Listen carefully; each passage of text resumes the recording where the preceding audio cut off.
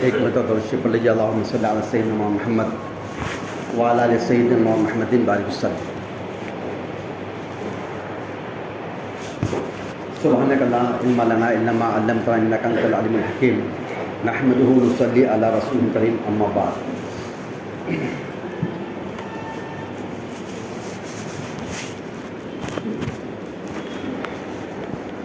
فاعوذ باللہ من الشیطان الرجیم، بسم اللہ الرحمن الرحیم۔ ومن احسن قولا ممن دعا الی اللہ وعمل صالحا وقال اننی من المسلمین، صدق اللہ العظیم۔ لوگ باہر کے صف میں بیٹھے ہیں، جو لوگ آ جاؤ، اگلی صف میں پوری کر لو، پیچھے بیٹھنے والے۔ محترم بزرگوں، دوستو، پچھلے کچھ ہفتوں سے ہمیں سن رہے ہیں کہ ایمان کی 7 شرائط ہے۔ آمنت باللہ و ملائکتہ و کتبہ و رسولہ والیوم الآخر والقدر خیرہ و شرہ من اللہ تعالی والبعث بعد الموت۔ 7 شرطوں پر آپ کا اور میرا تو ایمان ہے۔ جو اسلام کے اندر ہے ان کا ایمان 7 شرطوں پر ہے۔ اس کے لیے مسلمان ہونے کے لیے، اسلام پر باقی رہنے کے لیے 7 شرطیں ضروری ہیں۔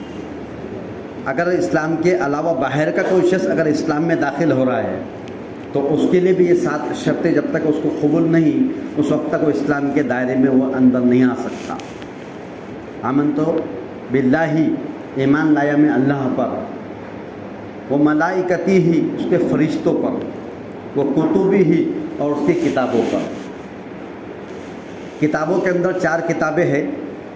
توریت حضرت موسیٰ علیہ السلام پر ہے، اور حضرت عیسیٰ علیہ السلام پر انجیل ہے۔ زبور داؤد علیہ السلام پر ہے، اور محمد صلی اللہ علیہ وسلم پر اللہ رب العزت نے قرآن کریم کو نازل فرمایا، اور یہ کہا کہ انا نحن نزلنا الذکر وانا لہ لحافظون، ہم نے ہی اس کو نازل کیا ہے اور ہم ہی اس کی حفاظت کرنے والے ہیں۔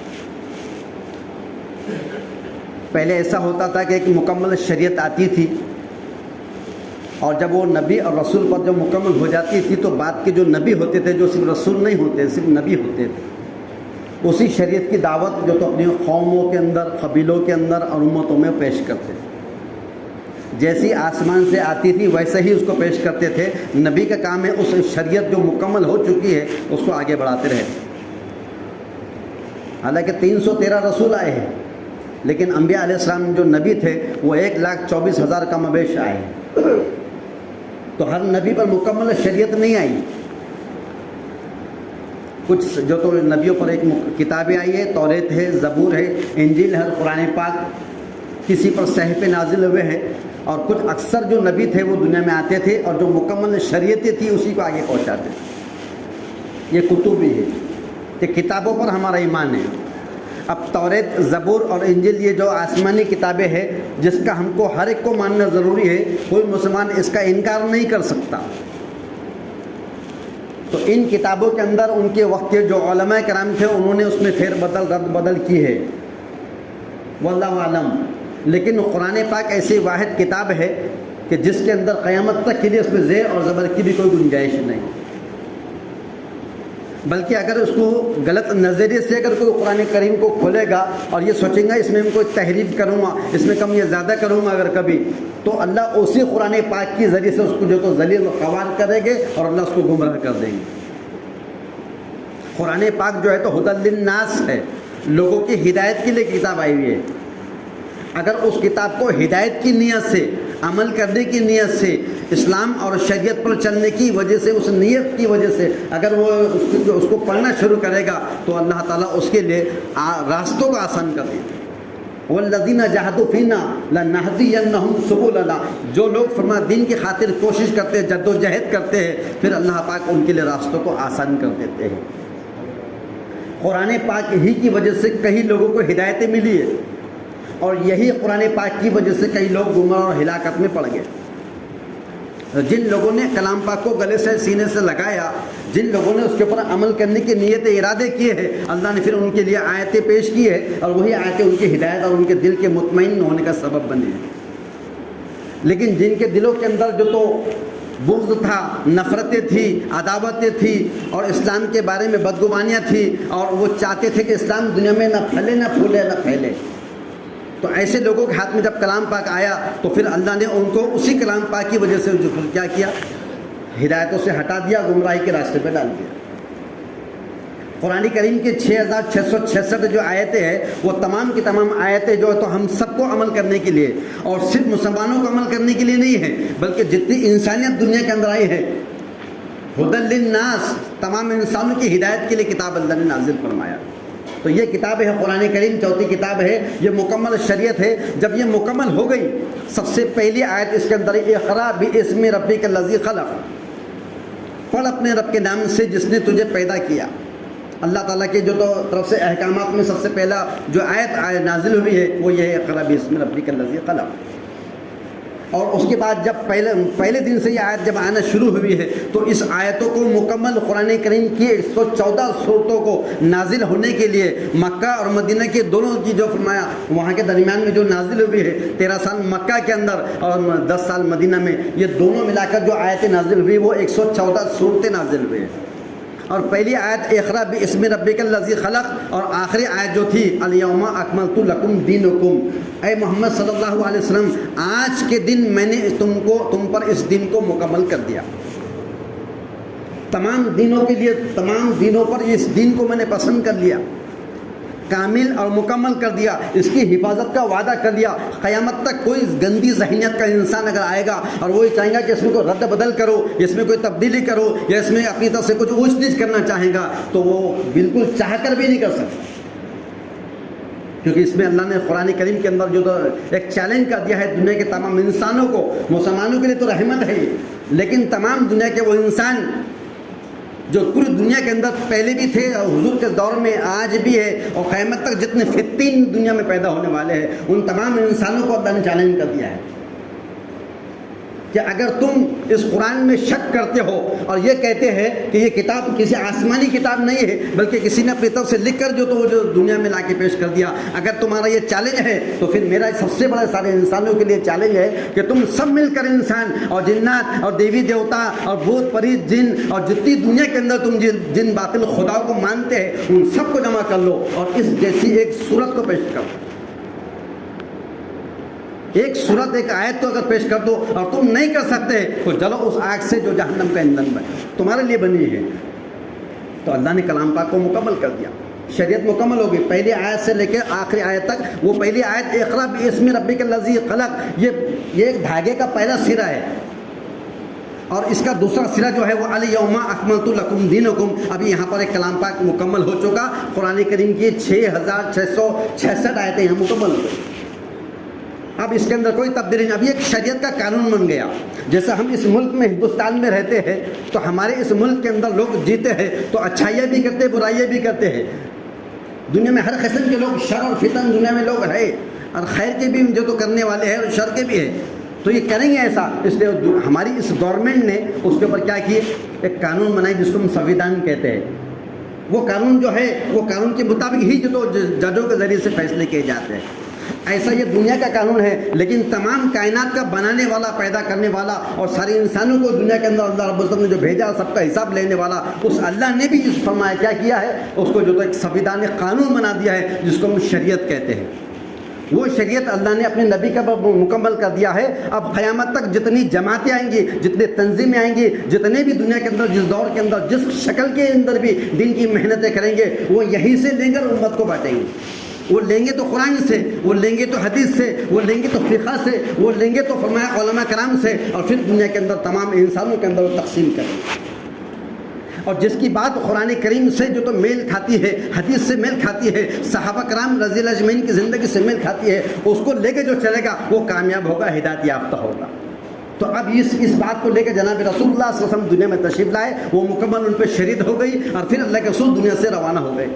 پھر اس دور کو جو اللہ نے دعوت کا جو کام تھا یہ تو نبیوں سے اللہ نے لیا، اب نبی قیامت تک کے لیے دنیا میں کوئی تشریف نہیں لائیں گے، تو پھر اب اللہ نے کیا کیا، اس امت کے اوپر اللہ رب العزت نے دعوت کے کام کو جو تو پھر کیا کیا، کھول دیا۔ कुंतुम खैरा उम्मतिन उखरिजत लिन्नास, तुम बेहतरीन उम्मत हो, लोगों के नफा रसानी के लिए निकाली गई हो, और तुम अच्छाई का हुक्म करती हो और बुराई से रोकती हो, और यानी अम्र बिल मारूफ और नहीं अनिल मुनकर, और तुमिनुन बिल्लाह, तुम्हारा ईमान अल्लाह पर। अब इस उम्मत के ज़ुम्मे लगा दिया, जो शरीयत तो मुकम्मल हो गई, जो दीन तो आ चुका है, जो इस्लाम तो मुकम्मल हो चुका है, इसमें कोई तब्दीली की गुंजाइश नहीं है, लेकिन जैसा आया है वैसे ही पहुँचाने के तुम अमीन हो। जैसा इस्लाम आया है, जैसा कुरान आया है, जैसे हदीस आई है, जैसे अल्लाह के रसूल के सहाबा की तर्ज ज़िंदगी थी, उसी के मुताबिक को इसके पहुँचाने के आप और मैं और इस ज़मीन के ऊपर बसने वाला हर वो इंसान जिसने कलमा ला इलाहा इल्लल्लाह पढ़ा है, वो इस पहुँचाने का ज़िम्मेदार है। अल्लाह के रसूल सल्लल्लाहु अलैहि वसल्लम ने फरमाया, बल्लिगू अन्नी वलो आया, एक बात अगर मेरे दीन की तुमको मालूम है, तुम्हारा काम है दूसरों तक पहुँचा दे। अगर तुम पहुँचाए तो तुम्हारी जिम्मेदारी से तुम बरी, और अगर नहीं पहुँचाएंगे तो अल्लाह क़यामत में हमको पूछे। एक तो दो बातें हैं, एक तो ला इलाहा इल्लल्लाह के अंदर हमने अल्लाह की जो तो बंदगी के इकरार करे हैं, तो ला इलाहा इल्लल्लाह पढ़ने के बाद हम अल्लाह के जो तो बंदे हैं, तो बंदे होने के नाते बंदगी करना ये पहली जिम्मेदारी है। अभी हम नमाज़ पढ़ने के लिए आए, ये क्या कर रहे हैं? नमाज उसकी बंदगी है, रोज़ा उसकी बंदगी है, ज़कात उसकी बंदगी है, हज उसकी बंदगी है, मामलात है, माशरात है, और जितने शोबे हैं दावत और तबलीग के, और जितने शोबे हैं मामलात के, ज़िंदगी गुजारने के, वो तमाम के तमाम शोबे जो है वो सब के सब शोबे, तो उसको ज़िंदगी में लाना, उस पर अमल करना, ये पहली जिम्मेदारी मुसलमान होने के नाते। जब रमज़ान का महीना आया तो हमको जो तो रोज़े भी रखना पड़ेंगे, रोज़ अज़ान हुई तो नमाज को भी जाना पड़ेगा, अल्लाह ने माल दिया ज़कात भी, ये तो इंसाफ, ये मुझे खुद अपनी ज़ात से करना है, ये फ़र्ज़ ऐन है। अभी हम नमाज़ पढ़ने के लिए आए, बेटे मैं बहुत अर्जेंट काम में है, मेरे बदले की नमाज़ जुम्मे की तू पढ़ के आ जा, ज़रा मैं ये हफ्ते मेरे को थोड़ा काम निकल गया, तो हो जाएंगी उसकी नमाज़। ये फ़र्ज़ ऐन और फ़र्ज़ किफ़ाया में फ़र्क है। फ़र्ज़ ऐन उसे कहते हैं जिसका उस पर फ़र्ज़ है। अगर मैं खाना खाऊंगा तो मेरा पेट भरेगा, मेरे खाने से मेरे बेटे का या बाप का पेट भरने वाला नहीं, तो फ़र्ज़ ऐन ये है। तो ऐसा ही जो तो फरमान जैसा हमारे पे अमल करना ज़रूरी है, ऐसा ही अमल के साथ एक और एक ज़िम्मेदारी है कि जिस अमल को मैं कर रहा हूँ, जो इस्लाम मुकम्मल है, जो कुरान मुकम्मल है, जो शरीयत मुकम्मल हो चुकी है, उसको वैसा ही जैसी है, उसमें कोई अपने तरफ से उसके अंदर कोई छेड़छाड़ नहीं, उसी तरह से लाकर आवाम में, लोगों में चल फिर के, जमातों में निकल कर, अल्लाह के रास्ते में निकल कर, गश्तों के ज़रिए से, फ़ज़ाइल अमल की किताब के ज़रिए से, और इन तमाम के तमाम जो कोई शोबों के ज़रिए से उस तक वो बात पहुँच जाना, जिस बात को पहुँचाने का ज़िम्मेदार अल्लाह ने आपको और मुझे बनाया। हम इसके ज़िम्मेदार हैं, क्योंकि अब नबी क़यामत तक दुनिया में कोई तशरीफ़ नहीं लाने वाले हैं। अभी काम किसके ज़िम्मे होगा? ये आपके ज़िम्मे है, ये मेरे ज़िम्मे। या ऐसा नहीं कि मस्जिद और जमात के 20-25 साथी यहाँ बैठे तो इनका ही काम है, ऐसा नहीं। जो जिसने चिल्ले 4 महीने लगा गया उस पर लेबल लग गया, उसका ही काम है, नहीं। हर वो फ़र्द जिसने ला इलाहा पढ़ा है, हर वो उसको कुछ नहीं समझता होगा, तो जो समझदार है उनके ताबे हो जाए। मैं बशर मेरे को कुछ नहीं मालूम, मेरे को राय देना भी नहीं आती है, तो ठीक है, लेकिन आप जो राय लेने वाले हैं उनके साथ बैठो। वहाँ हो सकता है कि तुम्हारे अंदर की वो बेचैनी और वो तड़प और वो फिक्र की वजह से अल्लाह ताला कुछ ऐसी खैर की बात आपकी ज़बान से या उस मशरे में निकाल दे जिससे आलम के अंदर हिदायत फैल जाए। हम अपने आप को बरी नहीं कर सकते, नहीं मुझे तो कुछ मालूम ही नहीं, मेरे को तो गुस्ल के फ़र्क भी सीधे याद नहीं है, मैं यहाँ क्या मशरे में बैठ के राय दूंगा? नहीं, आप यहाँ बैठो, आपके अंदर की बेचैनी, आपके अंदर की जो फिक्र है, वो फिक्र ही कब अल्लाह ताला फैसले करेंगे हिदायत। तुम यहाँ गली महल्ले में गश्त करेंगे, तुम यहाँ पर अपनी जो अल्लाह के रास्ते में घंटा 2 घंटे 4 दिन 3 दिन निकालेंगे, इसके असरात को अल्लाह पूरे आलम के अंदर हिदायत के तौर पर, पूरे इल्मों के तौर पर दे। सारी इंसानियत हिदायत से सैराब होगी। पर कब? एक तो जिम्मेदारी मेरी कि मैं जो अल्लाह का हुक्म मुझ पर आ गया है, चाहे नमाज हो, रोज़ा हो, ज़कात हो, हज हो, उसको पूरा करने की जिम्मेदारी पहली मेरे, क्योंकि अल्लाह मेरे अमल के बारे में अल्लाह मुझसे पूछेगा एक, और उसके बाद जिस अमल को मैं कर रहा हूँ, जिस अमल को मैंने, जिस बात को दिन की मैंने सुना हो, अब मेरी जिम्मेदारी है कि मैं अपने घर से, मैं अपनी ज़ात से, मैं अपनी गली बस्ती महल्ले वालों को भी चल फिर कर, और नीयत यह हो कि अल्लाह सारे आलम के इंसानों तक ये बात को पहुँचा। ये नीयत हो मेरी कि अल्लाह मैं तो अमल करने की कोशिश कर रहा हूँ, उसमें कमी पेशी है, लेकिन अल्लाह मेरी ये ताकत नहीं है, मेरा अंदर का इतना जो तो इतनी हिम्मत मेरे अंदर नहीं है कि अजान हो गया और मैं बाहर ना आ जाऊँ और बैठे रहूँ, ये मेरे बस की बात नहीं। लेकिन अल्लाह नमाज को आना तेरा हुक्म समझ के आया है, अल्लाह कबूल करना नहीं करना ये तेरी जिम्मेदारी, लेकिन मेरी अंदर की इतनी ताकत नहीं है कि मैं अजान हो गया बाहर बैठे रहो, ये मेरे बस की बात नहीं। मैं आ चुका हूँ, अल्लाह मेरे जो तो इस कमज़ोरी को, मेरे इस कमज़ोर नाक़िस अमल को अल्लाह तो अपने बारगाह में कबूल कर। ये तो मैंने कर लिया, लेकिन अब इसके बाद है कि जब मैं जो अमल मैंने किया हूँ, नमाज वाला, रोज़े वाला, ज़कात वाला, हज वाला, दावत वाला, अम्र बिल मारूफ और नही अनिल मुनकर वाला, जो भी करूँगा, उन अमल की दावत की जिम्मेदारी आप पर भी है, मुझ पर। हम अकेले, हम अपने खुद के ज़िम्मेदार नहीं है, हम अपने फर्ज जो तो घर के अहल अयाल के ज़िम्मेदार है, हम अपने जो तो महल्ले के बस्ती के ज़िम्मेदार है। इस बस्ती के, इस मस्जिद के अतराफ़ में जितने मकान हैं, वो तमाम मकान के जितने मुसलमान यहाँ रहते हैं, उन तमाम का ताल्लुक़ इस अल्लाह के घर से कैसा हो जाए, इसके लिए मैं अपने आप को क्या कर सकता हूँ? कुर्बानी भी चला सकता हूँ। کیا ذمہ داری ہے کہ بس میں جو عمل کر رہا ہوں میری ذمہ داری ہے کہ یہ بس جتنے ایمان والے ہیں اس تک اللہ کے دین کی بات پہنچ جائے. اور کیوں پہنچانا ضروری ہے؟ وہ اس لیے پہنچانا ہے کہ حشر کے میدان میں کوئی شخص یہی نہیں کہیں گا کہ اللہ میرے تک دین کی بات پہنچانے والا کوئی نہیں آیا تھا کر کے عمل نہیں کیا. ایسا کوئی بول سکتا؟ آج دعوت تبلیغ کی برکت سے ایسا دنیا کا کون سا خطہ ہے, ایسا کون سا علاقہ ہے, ایسا کون سا ملک ہے, سمندر میں کیا, چاند پہ کیا, اور کہاں کہاں نہیں, پوری دنیا میں اللہ نے دعوت تبلیغ کی برکت سے کام کر دیا. ہر فرد کو, چاہے وہ سننے والا ہو یا انکار کرنے والا ہو, چاہے وہ نزدیک ہو یا دور ہو, چاہے بادشاہ ہو یا فقیر ہو, اللہ نے اس دعوت اور تبلیغ کی برکت سے اللہ نے سارے انسانوں تک بات پہنچا دیا. اپنے تو اپنے سے سیراب ہو رہے ہیں, بلکہ اللہ تعالیٰ اس کے ذریعے سے کئی ہے سارے ہزاروں نہیں لاکھوں کروڑوں لوگوں کو اللہ نے اس کی جو برکت سے, دعوت تبلیغ کی برکت سے, ایمان کی دولت سے سرفراز, غیروں کو میں بھی اندر ایمان دے دیا اللہ نے. یہ اتنی بڑی محنت ہے. اب اس محنت کے حصے کیا ہے کہ ایک تو دو طریقے. ایک تو ہے کہ ہم اللہ کے راستے میں نکل کر محنت, اپنی جان اپنا مال جس کو ہم اپنا سمجھ رہے یہ دھوکہ ہے. نہ جان میری ہے, نہ مال میرا ہے, نہ وقت میرا ہے, نہ میں خود میرا ہوں. یہ میں میرا بھی نہیں ہے. ہاں, جو میں بولتا ہوں میری جان میرا مال, یہ میں میرا نہیں ہوں. یہ ایک میں ذمہ دار ہوں, میں ایک امانت دار ہوں, کیونکہ اللہ نے قرآن کریم میں فرما دیا ان اللہ اشتری من المؤمنین انفسهم واموالهم بان لهم الجنہ, کہ تمہاری جان اور تمہارا مال جس کو تم اپنا سمجھتے ہو یہ ایک دھوکہ ہے. اب یہ جان اور مال تمہاری نہیں ہے, جنت کے بدلے میں اللہ نے خرید لیا. اب یہ جنت کے بدلے میں خریدی جان مال ہے. اگر ہم اس کو دین کا تقاضا ہے, ہم نہیں لگا رہے, اگر یہاں پر ایک دن کی اگر چند گھنٹوں کے لیے ہم کو بلایا جا رہا ہے اور ہم نہیں آ رہے ہیں, اس کا مطلب ہم اس دین کے اندر جو جان اور مال اللہ نے خریدا جنت کے بدلے میں, اس میں ہم امانتوں میں خیانت کر رہے ہیں. تو اللہ نے ذمہ داری دیا ہوا ہے کہ دعوت تبلیغ کی محنت کے جتنے شعبے ہیں, ایک خروج ہے اللہ کے راستے میں نکلنا, اپنی ذات سے خود ہو کے تشکیل کرنا, اور چلے میں 4 مہینے میں جو ترتیب ہماری ہے اس کے اعتبار سے وقت لگانا, اور ایک ہے کہ اپنی مقامی محنتوں میں کرنا. اب یہ مقامی محنت اس لیے ضروری ہے کہ جب آدمی جب جماعت میں جا کے آتا ہے نا, اس کے اندر خوبیاں پیدا ہوتی ہے, صفات پیدا ہوتی ہے, اس کے اندر ساری چیزیں پیدا ہوتے ہیں, تو وہ ساری چیزوں کو باقی رکھنے کے لیے, جمنے کے لیے اپنے مقام پہ جمنا پڑتا ہے. تو اس لیے کیا ہے, اب یہ دعوت تبلیغ کی محنت ہے. اب اس میں جو جگہ جگہ پہ جوڑ ہوتے ہیں, اس پہ جو تو اور حلقے لگتے ہیں, اس کے اندر تعلیموں کا نظام ہوتا ہے, اس کے اندر اور بھی ساری جو تو ہم کو وقت دینا پڑتا ہے. تو جتنے شعبے ہیں یہ سارے کے سارے دعوت تبلیغ کے شعبے. اب اس کو اس نیت کے ساتھ کرے کہ اللہ یہ دعوت اور دین کی تبلیغ کی محنت ہے, میں اس کا اہل نہیں تھا, لیکن اللہ دعوت تبلیغ کی محنت اس لیے میں کر رہا ہوں, چاہے اپنے مقام پہ کر رہا ہوں, چاہے اللہ کے راستے میں نکل کر رہا ہوں, اے اللہ میں اس لیے کر رہا ہوں کہ میری ذات کو نفع پہنچ جائے, میری ذات اس سے محروم نہ ہو جائے. جو اسلام, جو قرآن, جو اس شریعت کی باتیں آئی ہے اور جو دین کی باتیں ہیں, وہ میری زندگی میں عملی طور پر آ جائے, اور میرا اللہ مجھ سے راضی کیسا ہو جائے, اس لیے میں کر رہا ہوں.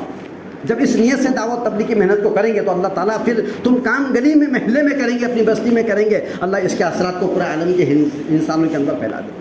لوگ ہدایت کے اوپر آئیں گے. ہماری اس میں جملے, ہمارا یہاں کا ایک الفاظ کہاں جائیں گا ہم کو نہیں معلوم, ہماری یہاں کی سوچ اور فکر کہاں جا کے جو تو اس کو متاثر ہوگا اس سے کوئی انسان, وہ ہم نہیں پہچانتے.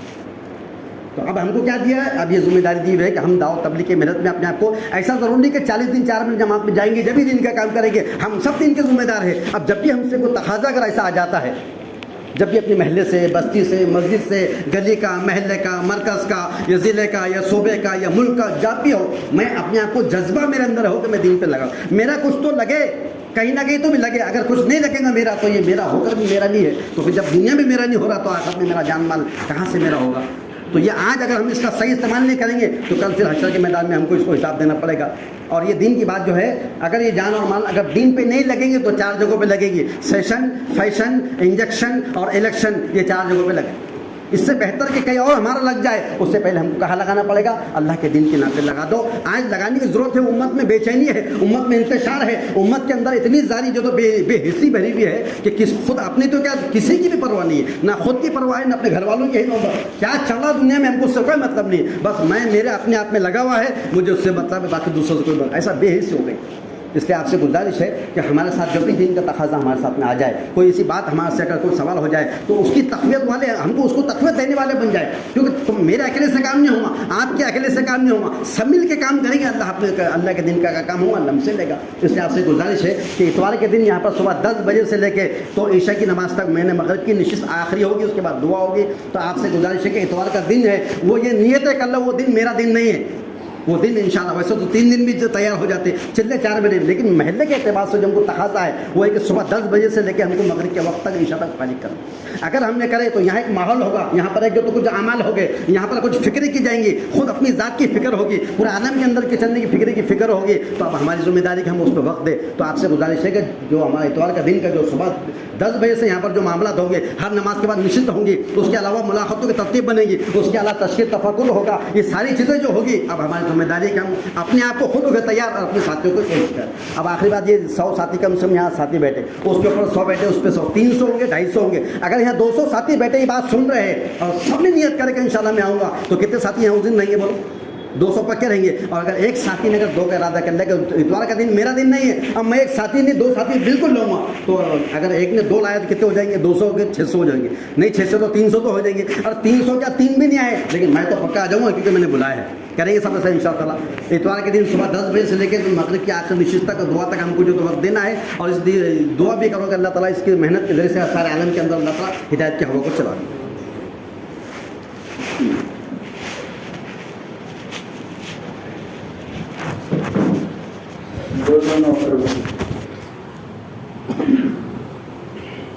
اللہ اکبر اللہ اکبر.